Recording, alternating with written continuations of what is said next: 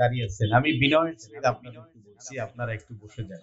সামনে জায়গা আছে, পিছনের দিকে জায়গা আছে, ওখানে গিয়ে একটু বসে যান। বসলে দেখতেও খুব সুন্দর লাগবে। একটু মেহেরবানি করে বসে যান। অন্য যারা আছেন তারা একটু ভাইদেরকে জায়গা দিন, তারা যেন বসতে পারে। আজকে আমরা যে বিষয়ের উপর আলোচনা শুনবো, ইতিপূর্বে আপনাদেরকে জানিয়েছি যে একটি তুলনামূলক আলোচনা, যা আমাদের নবী অন্য অন্য নবীদের সাথে আমাদের নবীর তুলনাটা কেমন, তিনি কেমন একজন শ্রেষ্ঠ নবী, সেই বিষয়ে আমরা আলোচনা শুনবো ইনশাআল্লাহ। আমার কয় মিনিট ভাই? সময় নাই। সম্মানিত উপস্থিতি, নবী করিম সাল্লাল্লাহু আলাইহি ওয়াসাল্লাম তিনি ছিলেন 1 লক্ষ বা 2 লক্ষ আম্বিয়া আলাইহিস সালাতু ওয়াসসালাম, এদের সর্দার, এদের নেতা। কিন্তু নেতা তিনি হলেন আসমান জমিনের সভাপতি। আর সভাপতি যিনি, তার বক্তব্য, তার আলোচনা সকলের শেষেই হয়, এটাই আমরা জানি। এজন্যই আল্লাহ রাব্বুল আলামিন আমাদের নবীকে সকলের শেষেই আল্লাহ এই দুনিয়াতে পাঠিয়েছেন। আমাদের নবীর সাথে হযরত আদমের সাথে ভূমিকার দিকে আর যাচ্ছি না, কোরআন হাদিসের আলোকে মূল আলোচনায় চলে যাচ্ছি, যেহেতু সময় খুবই কম। আদম আলাইহিস সালাতু ওয়াস সালাম তিনি নবী, আর আমাদের নবীও নবী। এই দুই নবী, বাবা এবং ছেলে, বাবা আর ছেলের মধ্যে তুলনামূলক একটি আমরা আলোচনা শুনি। ভাইরা আমার, আল্লাহর পয়গম্বর আদম আলাইহিস সালাতু ওয়াস সালাম তিনি ছিলেন আদি পিতা। আদম আলাইহিস সালাতু ওয়াস সালামের ঘটনার ব্যাপারে কে না জানে, আমরা সকলেই জানি। আল্লাহ রাব্বুল আলামিন গোটা দুনিয়ার যত কিছু ছিল, যত প্রাণী, সব প্রাণীর নাম আল্লাহ আদমকে শিখিয়ে দিয়েছিলেন। আদম আলাইহিস সালাতু ওয়াস সালাম সেই প্রাণীর নামগুলো বলে দিয়েছিলেন। এটা আদম আলাইহিস সালাতু ওয়াস সালামের নিঃসন্দেহে একটি কৃতিত্ব। সেই কথা আল্লাহ রাব্বুল আলামিন কুরআনুল কারীমে জানিয়েছেন। আল্লাহর ভাষায় শুনুন, وَعَلَّمَ آدَمَ الْأَسْمَاءَ كُلَّهَا ثُمَّ عَرَضَهُمْ عَلَى الْمَلَائِكَةِ। আল্লাহ রাব্বুল আলামিন তিনি বলেছেন, আমি আদমকে সব প্রাণীর নামগুলো আমি আল্লাহ শিখিয়ে দিয়েছি, তালিম দিয়ে দিয়েছি। আদম আলাইহিস সালাতু ওয়াস সালামের সামনে যখন প্রাণীকে হাজির করা হলো, আদমকে বলা হলো, আদম তুমি বলে দাও এদের নাম কি। তিনি নাম ধরে ধরে বলে দিলেন। আদম আলাইহিস সালাতু ওয়াস সালাম পরিচয় করিয়ে দিলেন। এটা আদম আলাইহিস সালাতু ওয়াস সালামের একটি অর্জন। বন্ধুগণ, আমার নবী এমন কি জেনেছিলেন, হাদিসে এসেছে। ভাইয়েরা আমার, মাদারিজুন নবুওয়া বইটিতে লেখক শাহ ওয়ালিউল্লাহ দেহলভী রহমাতুল্লাহি আলাইহি তিনি তুলনামূলক আলোচনায় বলেছেন, আল্লাহ রাব্বুল আলামিন আমার নবীকে শুধু প্রাণী কুলের নাম আমার আল্লাহ শিখিয়ে দেননি, ওই প্রাণীদের সত্তাগত দিকগুলো আমার আল্লাহ নবীকে শিখিয়ে দিয়েছিলেন। নাম জানাটা এটা সামান্য, কিন্তু এর সত্তাগত দিক জানা এটা অসামান্য। এটাকে তুলনা করা সম্ভব না। তা এই দুই আলোচনা থেকে আপনারা বলুন তো, কে সেরা? কথা বলতে হবে, কে সেরা? আমাদের নবী মুহাম্মাদুর রাসূলুল্লাহ সাল্লাল্লাহু আলাইহি ওয়াসাল্লাম তিনি শুধু নামই জানতেন না, এই পশু পাখি বিভিন্ন প্রাণীর সত্তা পর্যন্ত আল্লাহ রাব্বুল আলামিন নবীকে জানিয়েছিলেন। তো এটা দ্বারা এটাই প্রতীয়মান যে নবী আলাইহিস সালাতু ওয়াস সালাম তিনি সেরা নবী। তাই আল্লাহ বলেছেন, ওয়ালাকাদ ফাদ্দালনা বা'দান নাবিয়িনা আলা বা'দ। অবশ্যই আমি আল্লাহ একজন নবীকে অপর নবীর উপরে শ্রেষ্ঠত্ব দিয়েছি, দান করেছি। বন্ধুগণ, পয়গম্বর নূহ আলাইহিস সালাতু ওয়াস সালাম, তার কৃতিত্ব, তার সফলতা, আল্লাহর পয়গম্বর নূহ আলাইহিস সালাতু ওয়াস সালাম তিনি জমিনের উপরে যখন অথই পানি আর পানি, সারা দুনিয়া পানিতে ডুবে গেল, নিমজ্জিত হলো, নূহ আলাইহিস সালাতু ওয়াস সালাম পানির উপরে জাহাজ চালালেন। এটা নূহ আলাইহিস সালাতু ওয়াস সালামের একটা অর্জন। কি অর্জন? আল্লাহ রাব্বুল আলামিন কোরআনে জানিয়েছেন, নূহ আমি তোমাকে নির্দেশ দিলাম তুমি জাহাজ তৈরি করো। আল্লাহর ভাষায় শুনুন, ওয়াসনাইল ফুলকা বিআয়ুনিনা ওয়ালা তুখাতিবনি ফিল্লাযীনা যালামু ইন্নাহুম মুগরাকুন। আসনাইল ফুলকা বিআয়ুনিনা। ও নূহ, তুমি আমার সামনে কিস্তি তৈরি করো, আমার সামনে তুমি জাহাজ নির্মাণ করো। নূহ আলাইহিস সালাম বানালেন। বানানোর পরে আল্লাহ রাব্বুল আলামিন নির্দেশ দিলেন, নূহ, তোমার উপরে যারা ঈমান আনায়ন করেছে, আনিত ঈমানদার যারা আছে, পুরুষ নারী, এদের সকলকে তুমি তোমার এই জাহাজের মধ্যে তুলে নাও, এদেরকে আরোহণ করার জন্য বলো। নূহ আলাইহিস সালাতু ওয়াস সালাম বিশ্বাসীদেরকে বললেন যে তোমরা এই জাহাজের মধ্যে প্রবেশ করো। সকলেই ঢুকলেন আর আল্লাহর নামে জাহাজটা ছেড়ে দিলেন। জাহাজের গতি, জাহাজের স্থিতি, এটা ছিল আল্লাহর নির্দেশে। কার কথা বলুন, কার নির্দেশে? আল্লাহর নির্দেশে। আল্লাহ যদি চান এই জাহাজটা থামবে, আল্লাহ যদি না চান এই জাহাজ থামবে, কোনো জ্বালানির দরকার হয়নি। কোরআনে আল্লাহ সেই কথা বলেছেন। আসুন আল্লাহর ভাষায় শুনি। আল্লাহ রাব্বুল আলামিন জানান, বিসমিল্লাহি মাজরিহা ওয়া মুরসাহা ইন্না রাব্বি লাগফুরুর রহিম। পয়গম্বর নূহ বললেন, ও ঈমানদারেরা, তোমরা জাহাজের মধ্যে তোমরা আরোহণ করো। সকলেই জাহাজে উঠলো আর আল্লাহর নাম নিয়ে শুরু করলেন।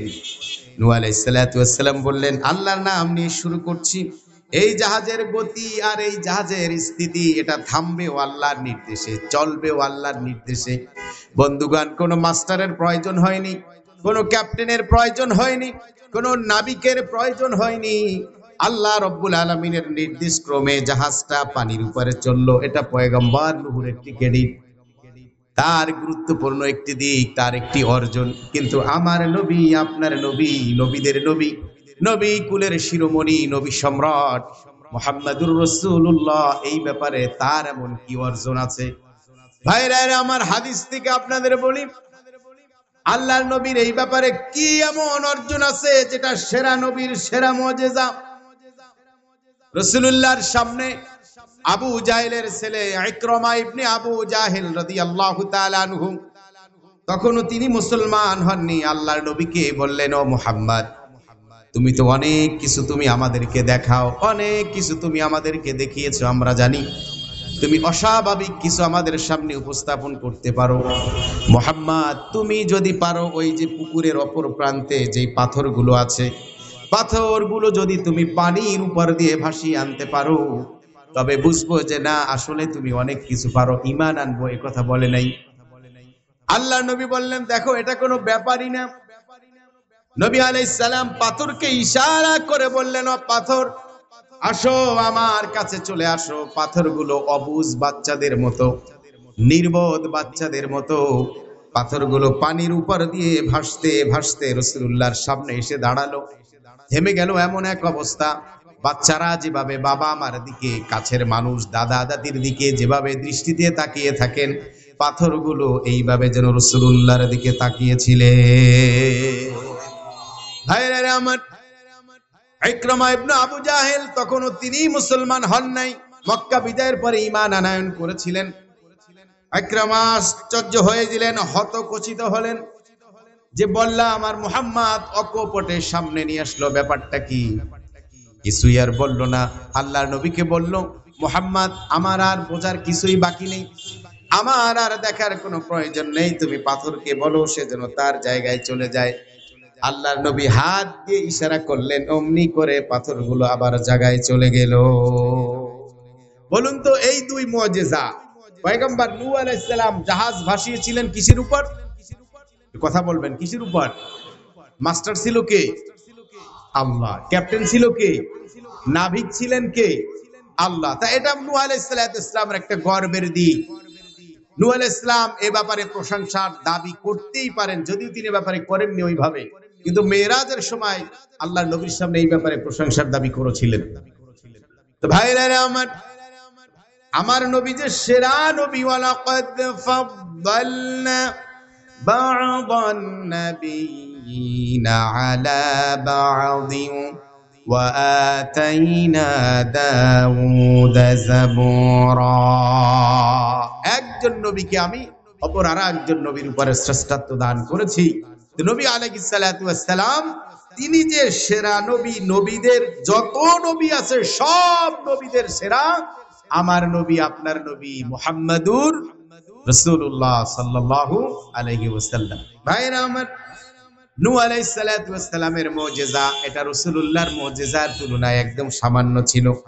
কারণ পাথর পানির উপরে ভাষা এটা খুব কঠিন জিনিস, ভাষার কথা না। কিন্তু কাঠ, জাহাজ, নৌকা এই জাতীয় যে বস্তুগুলো আছে এগুলো স্বাভাবিকভাবে আমরা এটা জানি, বুঝি যে পানিতে ভাসতেই পারে। তবে চলাচলের একটা ব্যাপার স্যাপার আছে, কোন দিকে যাবে, কোনখানে নোঙর করবে, কোনখান থেকে গতি বাড়াবে, কোনখানে গতি কমাবে, এটা একটা ব্যাপার। কিন্তু এই নিয়ন্ত্রণ ক্ষমতাটা কার হাতে ছিল?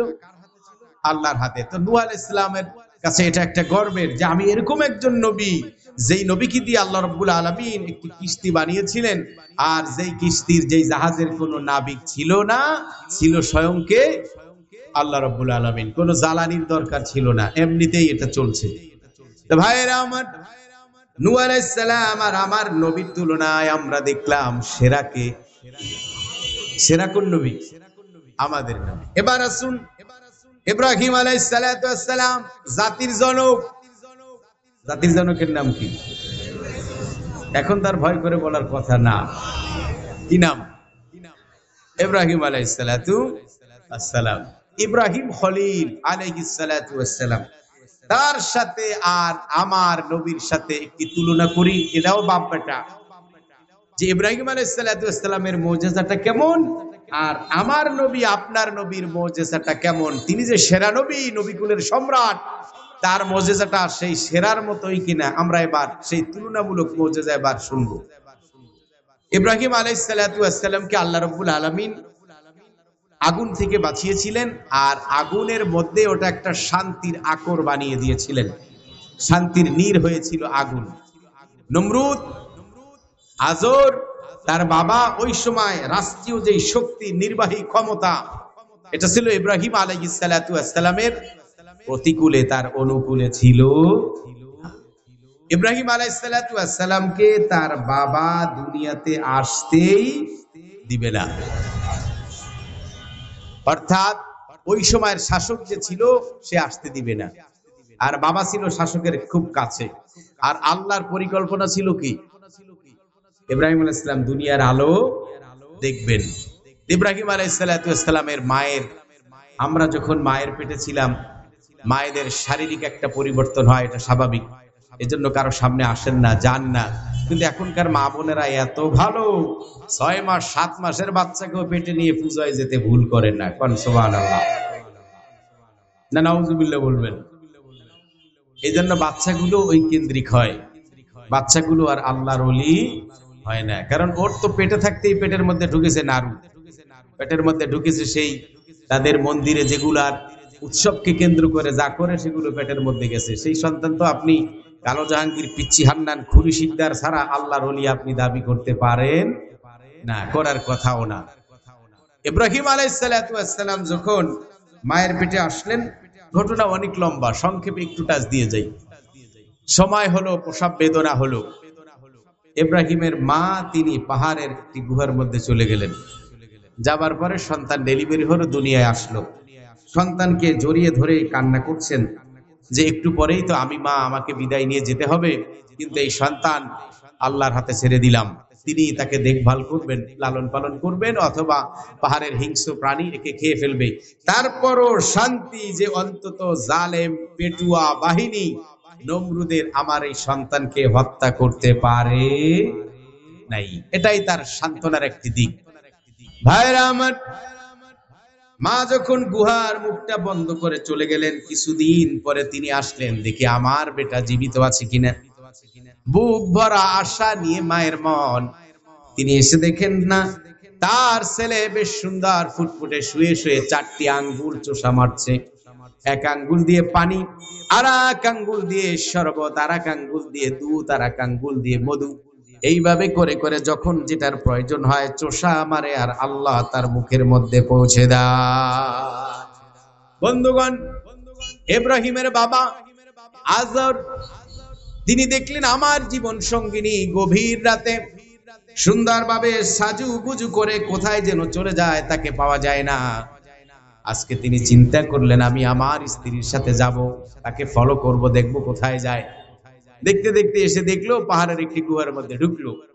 ঢুকার পরেই আজর এসে আর দেরি নাই, স্ত্রীকে বলল, আমার ছেলে আমাকে দাও, তাড়াতাড়ি আমি নিয়ে বাড়িতে যাব। স্ত্রী থামিয়ে দিল, অত আবেগ অত ভালোবাসা দেখায়ও না। তুমি যে নিয়ে যাবে, তোমার এই সরকারি বাহিনী তারা তোমার এই ছেলেকে শেষ করে ফেলবে। না, সেই সুযোগ নেই। আমার এই বাচ্চার বয়স হলো 2 মাস, কিন্তু তাকে দেখতে শুনতে 2 বছরের সন্তানের মতো। আমরা সুবহানাল্লাহ সবাই মাহফিল শেষ হবে বাড়িতে গিয়ে বলবো, কেমন? ভাইরা আমার, ইব্রাহিম আলাইহিস সালাম শুধু নয়, আমাদের নবীও আম্বিয়া আলাইহিমুস সালাতু ওয়াস সালাম, তাদের হায়াতে বরকত হতো। 2 মাসের শিশুকে 2 বছরের মতো দেখার মতো হলো। ইব্রাহিমকে কোলে করে বাবা নিয়ে আসলেন। নিয়ে আসার পরে যখন ওই পেটুয়া বাহিনী, পুলিশ বাহিনী আসলো, তারা এসে দেখে না, এই সন্তান তো অনেক আগের সন্তান, এই সময়ের মধ্যে ভূমিষ্ঠ হয়নি। তারাও ছেড়ে রেখে গেল। বন্ধুগণ, ইব্রাহিম আলাইহিস সালাম বড় হলেন, বাবাকে দাওয়াত দিলেন, ইয়া আবাতি লিমা তা'বুদু মা লা ইয়াসমাউ ওয়া লা ইউবসিরু ওয়া লা ইউগনি আনকা শাইআ।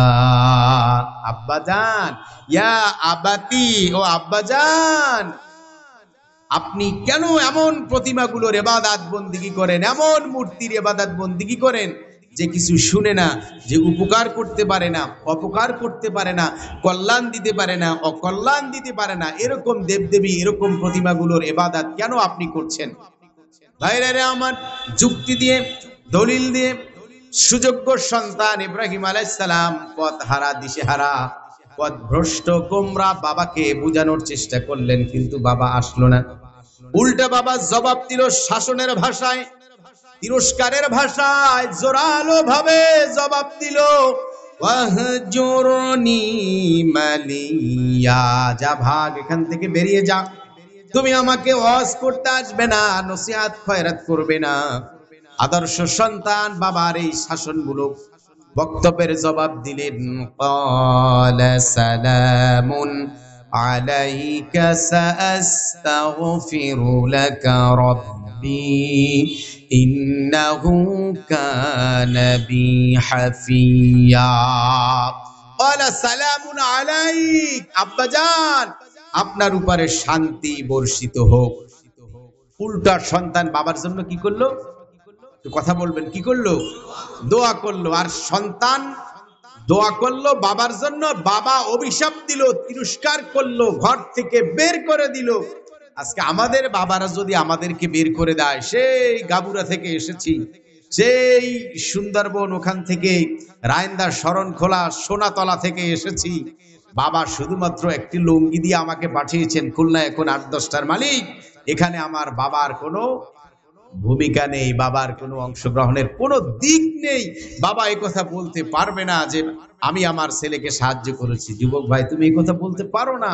আল্লাহ রাসূল বলেছেন, তোমার বাবা যে তোমাকে বিদ্যুটে কিম্বুতকি মাখা নাপাক পানি ফোঁটা দিয়ে যে জন্ম দিয়েছে, এই ঋণ তুমি তোমার ওই সম্পদ, বাড়ি গাড়ি সব দিয়েও তোমার এই বাবার ঋণ তুমি শোধ করতে পারবে না। আল্লাহ রাসূল বলেছেন এক সাহাবীকে, তুমিও তোমার, তোমার সম্পদও তোমার বাবার, অতএব অত তুমি বাড়াবাড়ি করো না। আমরা যেন কখনো বাবা এবং মাকে তিরস্কারের ভাষায়, তুচ্ছ তাচ্ছিল্যের ভাষায়, অপমানজনক কোন ভাষায় যেন বাবা মার সাথে কথা না বলি। আল্লাহ আমি সহ আপনাদের, বিশেষ করে যুবকদের সকলকে যেন আল্লাহ রাব্বুল আলামিন এর থেকে হেফাজত করেন, আল্লাহুম্মা আমিন। তো ভাইরা আমার, ইব্রাহিম আলাইহিস সালাতু ওয়াস সালাম বড় হলেন, আল্লাহর নির্দেশ ক্রমে দাওয়াত দেওয়া শুরু করলেন, বাবার কাছ থেকে বিতাড়িত হলেন। রাষ্ট্রীয়ভাবে তার একটি প্রভাব সব জায়গায় চলল, প্রতিমাগুলো ভাঙলেন। এইভাবে অনেক ঘটনা। রাষ্ট্রীয়ভাবে এবার সিদ্ধান্ত নেওয়া হলো, ওরা বলল, ওদের ভাষাগুলো আল্লাহ কোরআনে বলেছেন, ক্বালু হাররিকুহু ওয়ানসুরু আলিহাতাকুম ইন কুনতুম ফাইলিন। শাসক গোষ্ঠীরা ওই সময় বলল, দেখো জনগণেরা, তোমরা সাহায্য সহযোগিতা করো। এই যে ইব্রাহিম আলাইহিস সালাম আমাদের দেব দেবীগুলোকে মেসাকার করে দিয়েছে, নিশ্চিহ্ন করে দিয়েছে, ভেঙে চুরমার করে দিয়েছে। আমরা ইব্রাহিমকে আগুনে পোড়াবো, তাকে আর আমরা এইভাবে জীবিত রাখবো না, তোমরা সাহায্য করো। জনগণের কাছে শাসক সাহায্য চাইলো। কে চাইলো? সাহায্য চাইলো কি? শাসক, বাদশাহ। কার কাছে? জনগণের কাছে। ভাইয়েরা আমার, আল্লাহ আমাদেরকেও বাঁচিয়েছেন। প্রায় 16টি বছর জালেম শাসক, তার পাপ এত ওজন যা ফেরাউনের পাপ কেউ হার মানিয়ে দিবে। এই শাসককেও আল্লাহ রব্বুল আলামিন তিনিও বলেছিল তথাকথিত মুক্তিযোদ্ধা, এটা একটা সাইনবোর্ড, আর যুদ্ধ অপরাধী এটা একটা ভাওতাবাজি। ঠিক না? চেতনা কি? চেতনা আপনার চেতনা তো আল্লাহ শিখিয়েছেন, ওয়ামাইয়ারগাবু আম মিল্লাতি ইব্রাহিম। তোমরা ইব্রাহিমের চেতনায় চেতনাবান হও। আবার কিসের মুক্তিযোদ্ধার চেতনা? যদি মুক্তিযোদ্ধার চেতনা যদি ভাস্কর্য হয়, মূর্তি হয়, ওই মূর্তি দিয়ে মুসলমানের ঢিলা কুলুপ করাও জায়েজ নাই। ভাইরা আমার, ওই সময় শাসক বলল, আর এই শাসকও বলেছে দেশে কোনো রাজাকার থাকবে না, তথাকথিত যুদ্ধাপরাধী থাকবে না, আমরা মুক্তিযোদ্ধার চেতনায় বিশ্বাসী। নমরুদও এই কথা বলেছিল। নমরুদের নাম নমরুদ কেন হলো? নাম্মার নামক একটি প্রতিমার ও দেখভাল করতো, দেখাশোনা করতো, এই জন্য আর নাম হলো নমরুদ। নাম্মার থেকে নমরুদ এই নামটা হলো। ও জনগণকে এইভাবে আইয়স করেছিল। আমার মনে হয় নমরুদ যদি এই সময় থাকতো, ঠিক এই কথাগুলো বলতো যে যুদ্ধ অপরাধী আর মুক্তিযোদ্ধার চেতনা আলাদা করো। কথা এক, আলু হাররিকু ওয়ানসুরু আলিহাতাকুম ইন কুনতুম ফাইলিন। ও জনগণ, তোমরা শোনো, একে আগুনে পোড়ানো লাগবে, একে বারবিকিউ বানাতে হবে ইব্রাহিমকে। এজন্য জনগণ তোমাদের সাহায্য সহযোগিতা চাই, তোমরা সাহায্য করো। তো জনগণ সাহায্য করলো। কি করলো? ইব্রাহিমকে আগুনে মারো। ভাইরা আমার, ইব্রাহিমকে আগুনে নিক্ষেপ করবে। নিক্ষেপের ঘটনার দিকে যাচ্ছি না। ইব্রাহিম আলাইহিস সালাম নিক্ষিপ্ত হলেন আগুনের মধ্যে। আল্লাহ রাব্বুল আলামিন আয়াত নাজিল করে সেই ঘটনা জানালেন। আগুনকে কি নির্দেশ দিয়েছিলেন আল্লাহর ভাষায় শুনুন। কুল্লা ইয়া নারু কুনি বারদান ওয়া সালামান আলা ইব্রাহিম। আল্লাহ রাব্বুল আলামিন জানিয়ে দিলেন, ও আগুন, তুমি আমার খলিলের জন্য, আমার ইব্রাহিমের জন্য আরামদায়ক, শান্তিদায়ক ঠান্ডা হও। এমন ঠান্ডা হবে না যে আমার ইব্রাহিম যেন ফ্রিজ হয়ে না যায়, জমে না যায়। আরামদায়ক ঠান্ডাটা হবে। বন্ধুগণ, ইব্রাহিম আলাইহিস সালাম এই আগুনের মধ্যে ছিলেন। এরপরে আল্লাহ রাব্বুল আলামিন তাকে রক্ষা করলেন। এটা হলো ইব্রাহিম আলাইহিস সালামের আগুন। শুধুমাত্র একজন ব্যক্তি, কেবলমাত্র ইব্রাহিম আলাইহিস সালাম তাকেই নিক্ষেপ করা হয়েছিল। আর আমার নবী, আপনার নবী, তিনি কেমন আগুন নিভিয়ে দিয়েছিলেন, আসুন আমরা এবার কোরআন হাদিস দিয়ে জানি। আল্লাহর নবী সাল্লাল্লাহু আলাইহি ওয়াসাল্লামের বয়স যখন 35 বছর। কত? কথা বলুন ভাইরা আমার, আল্লাহর নবীর বয়স যখন 35 বছর। নারায়ে তাকবীর, নারায়ে তাকবীর, আলী হাসান উসমার আগমন, খুলনাবাসীর পক্ষ থেকে, খুলনাবাসীর পক্ষ থেকে, ছাত্রস্থানের পক্ষ থেকে, দারুল উলুমের পক্ষ থেকে, আলেম উলামার পক্ষ থেকে ওসামা সাহেবের আগমন। ভাইরা আমার, ইব্রাহিম আলাইহিস সালাম আগুনে নিক্ষিপ্ত হলেন। এটা ছিল ব্যক্তি ইব্রাহিম, একজন মাত্র ইব্রাহিম। কিন্তু আমার নবী, আপনার নবী মুহাম্মদুর রাসূলুল্লাহ সাল্লাল্লাহু আলাইহি ওয়াসাল্লাম, তার মুজিজাটা কেমন, তিনি কেমন আগুন নিভিয়ে দিয়েছিলেন। রাসূলুল্লাহর বয়স যখন 35 বছর। কত বছর? 35 বছর। তখন হাজরে আসওয়াদ, কাবার পুনর্নির্মাণ চলছিল।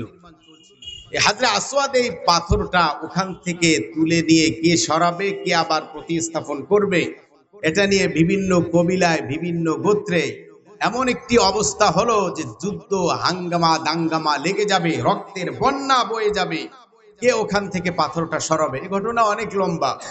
অবশেষে তারা সিদ্ধান্তে আসলো আগামীকালকে ফজরে যে সবার আগে এই কাবার কাছে আসবে তার কাছেই এই দায়িত্ব দেওয়া হবে। তিনি যেই সলিউশন করবেন, তিনি যেই সমাধানটা দিবেন, সেই সমাধান আমরা মেনে নেব। সকলেই দেখলো যে মুহাম্মদুর রাসূলুল্লাহ সাল্লাল্লাহু আলাইহি ওয়াসাল্লাম তিনি সবার আগে হারামের ভিতরে কাবার কাছে চলে আসলেন। আসার পরে তারা সকলেই খুশি হয়ে বলল যে মুহাম্মদ, তুমি আমাদের এই সমাধানটা করে দাও। আল্লাহ নবী তখন বললেন, তোমরা একটা কাপড় নিয়ে আসো। কাপড় নিয়ে আসা হলো। সকলেই কাপড়ের মধ্যে পাথর রেখে দিয়ে আল্লাহ নবী সকল কবিলা প্রধানদেরকে বললেন, তোমরা যারা আসো সবাই এই কাপড়টা ধরো, ধরে নিয়ে এরপরে পাথরটা রাখো। আবার যখন কাজ শেষ হয়ে যাবে আবার তোমরা পাথরটা ধরে এসে এইভাবে রাখবে। আল্লাহ রসুল নিজেই পাথরটা জায়গায় রেখে দিলেন, প্রতিস্থাপন করলেন।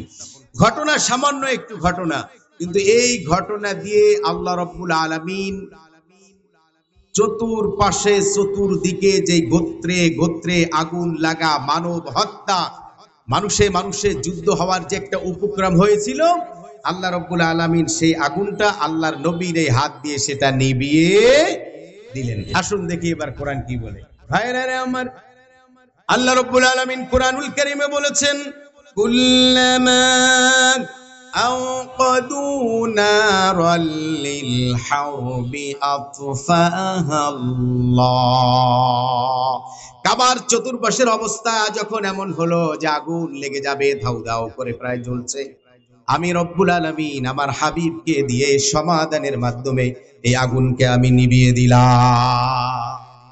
ওইখানে আগুনে কেবলমাত্র একজন ব্যক্তি, তার নাম যেন কি, ইব্রাহিম আলাইহিস সালাতু ওয়াস সালাম। আর এখানে আমার নবী মুহাম্মদুর রাসূলুল্লাহ সাল্লাল্লাহু আলাইহি ওয়াসাল্লাম বিভিন্ন জাতিকে হাজার হাজার লোক তাদের রক্তের বন্যা বয়ে যেত, আগুন জ্বলতো ঘরে ঘরে। আল্লাহ রসুল সেটা সামান্য একটি সমাধানের মাধ্যমে এই আগুনকে নিভিয়ে দিলেন। এর থেকে বোঝা গেল যে কার মুজিজাটা সেরা, আমাদের নবী মুহাম্মদুর রাসূলুল্লাহ সাল্লাল্লাহু আলাইহি ওয়াসাল্লাম। ভাইরা আমার, এবার আসুন, সব নবীর ব্যাপারে বলার সুযোগ নেই। পয়গম্বর মুসা আলাইহিস সালাম, আল্লাহর নবী মুসা আলাইহিস সালাতু ওয়াস সালাম, তিনি পাথর দিয়ে পানি বের করেছিলেন। কুরআনুল কারীম সেই কথা বলে, ফাকুলনা যরিব বিআসাকাল হাজারা ফানফাজারাত মিনহু 12 আইনা। আল্লাহ রাব্বুল আলামিন মুসাকে বললেন, ও মুসা, পাথরের উপর আঘাত করো লাঠি দিয়ে আঘাত করলেন। অমনি করে পানির ফোয়ারা, পানির স্রোতাস্বরী হয়ে গেল 12টা। আল্লাহর পয়গম্বর মুসা আলাইহিস সালাম পাথর থেকে পানি বের করলেন। এটা তার ক্রেডিট, এটা তার মুজিজা। কিন্তু আমার নবী, আপনাদের নবী, আমাদের নবী, তিনি কিভাবে পানি বের করেছিলেন, কোথা থেকে পানি বের করেছিলেন শুনুন। বদর যুদ্ধের প্রাক্কালে সাহাবীরা এসে আল্লাহ নবীর কাছে আবেদন জানালেন, ইয়া রাসূলুল্লাহ, ইয়া হাবিবাল্লাহ, পানি নাই, আমরা তাহারাত অর্জন করতে পারছি না, আমরা উযু বানাতে পারছি না, আমরা তৃষ্ণার্ত, আমরা পিপাসার্ত, আমাদের তৃষ্ণা, আমাদের পিপাসা আমরা দূর করতে পারছি না। ওগো নবী, পানির খুব ক্রাইসিস দেখা দিয়েছে, আপনি একটু পানির ব্যবস্থা করে দিন। আল্লাহর নবী বললেন, আমার কাছে সামান্য পরিমাণ পানি হলেও নিয়ে আসো যাও। রাসূলুল্লাহ আরেকজন সাহাবী, তিনি ছোট একটি পাত্রে সামান্য ঈষৎ পরিমাণ পানি নিয়ে আসলেন রাসূলুল্লাহর সামনে। আল্লাহর নবীর সামনে যখন রাখা হলো, পাত্রটা এতটা ছোট, আল্লাহর নবীর 4টি আঙ্গুল সংকুলান হচ্ছিল না, 3টি আঙ্গুল ভিতরে ঢুকিয়ে দিলেন। দেবার পরে আল্লাহর নবী বললেন, ও সাহাবীরা, তোমরা সকলেই এখান থেকে যার যে পরিমাণ পানি প্রয়োজন তোমরা নিয়ে যাও। সাহাবীরা সকলেই চাহিদার আলোকে ওখান থেকে পানি নেওয়া শুরু করলেন। বন্ধুগণ, পানি নেওয়া শেষ হয়ে গেল। রাবি, যিনি এই হাদিস বর্ণনা করেছেন, মাদারিজুন নবুয়া বইটিতে এই ঘটনাগুলো এসেছে, হাদিস নকল করেছেন লেখক। রাবিকে অন্য আরেকজন সাহাবী জিজ্ঞেস করলেন, ভাই, তুমি তো আল্লাহর নবীকে তুমি কাছ থেকে দেখেছিলে, আঙ্গুল রেখেছিলে পাত্রের মধ্যে, ওই সময় আল্লাহর নবীর আঙ্গুলের অবস্থা কেমন ছিল তুমি একটু বলো। আল্লাহর নবী বললেন, ও রাসূলুল্লাহর সাহাবী শোনো, আমি আল্লাহর নবীর আঙ্গুলের দিকে তাকিয়ে লক্ষ্য করেছিলাম, যেই ফোর্স ছিল, যেই গতি ছিল, আমি আল্লাহর নামে হলফ করে বলতে পারি, শুধু হাজার হাজার নয়, লক্ষ লক্ষ মানুষেরাও যদি ওখান থেকে পানি নিত, এরপরও এই পানির যেই ধারা, এটা ব্যাহত হতো না। ভাইরা আমার, আল্লাহর পয়গম্বর মুসা আলাইহিস সালাম পানি বের করলেন পাথর দিয়ে, আর আল্লাহর নবী পানি বের করলেন রক্ত, গোশত, মাংস, ভেন, শিরা এখান থেকে। আপনারা এবার বলুন, এই গোশতের মধ্য থেকে পানি বের করা কঠিন নাকি পাথর থেকে পানি বের করা কঠিন? কোনটা কঠিন বলেন? এইখান থেকে। পাথর থেকে পানি আসবে এ ব্যাপারে কোরআন সাক্ষী।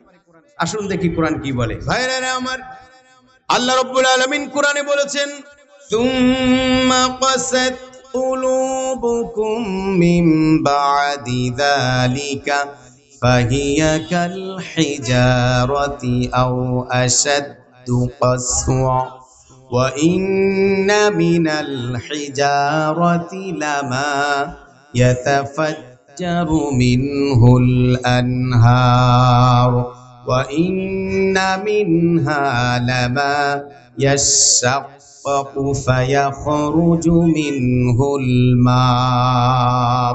আল্লাহ রাব্বুল আলামিন জানিয়েছেন, তোমাদের অন্তরটা এতটা মজবুত হয়েছে, এতটা কঠিন হয়ে গিয়েছে যে তোমাদের অন্তর আমি আল্লাহর ভয়ে কাঁদে না, কিন্তু আমার এই মাখলুক পাথর ও আমি আল্লাহর ভয়ে কাঁদে। পাথর আল্লাহর ভয়ে কাঁদে,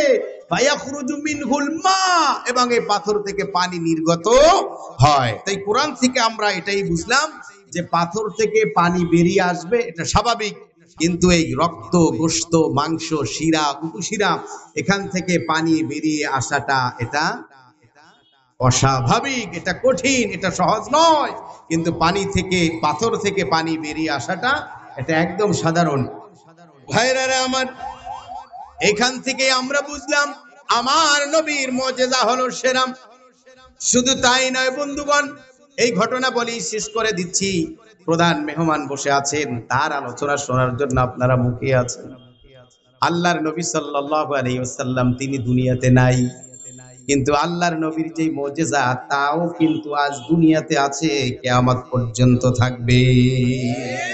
অন্যান্য নবী নাই, তাদের যেই আসমানি গ্রন্থগুলো ছিল, তাদের উপর অবতারিত যেই কিতাব সেগুলো নাই, কিন্তু আমার নবী নাই, আমার নবীর উপর অবতারিত মহাগ্রন্থ আল কোরআন আছে না নাই? আল্লাহ বলেছেন, ওয়ালাকাদ ফাদ্দালনা বা'দান নাবিয়িনা আলা বা'দিন ওয়া আতাইনা দাউদ যাবুরা। অবশ্যই আমি আল্লাহ একজন নবীকে অপর নবীর উপরে শ্রেষ্ঠত্ব দিয়েছি, মর্যাদা দান করেছি। এইভাবে সকল নবীদের নবীর সেরা নবী তিনি কোন নবী বলেন? আমাদের নবী মুহাম্মাদুর রাসূলুল্লাহ সাল্লাল্লাহু আলাইহি ওয়াসাল্লাম। ওয়া আখিরু দাওয়ানা আলহামদুলিল্লাহি রাব্বিল আলামিন।